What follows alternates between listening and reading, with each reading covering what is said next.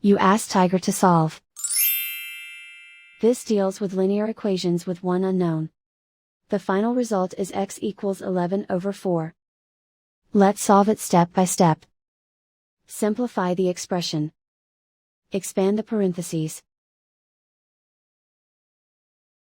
Simplify the arithmetic. Multiply the coefficients. Group like terms. Simplify the arithmetic. Group all constants on the right side of the equation. Subtract 22 from both sides. Simplify the arithmetic.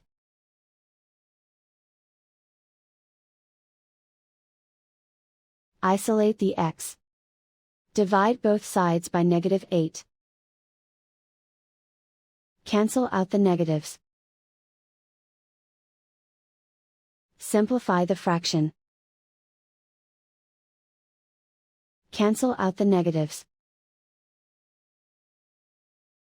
Find the greatest common factor of the numerator and denominator. Factor out and cancel the greatest common factor.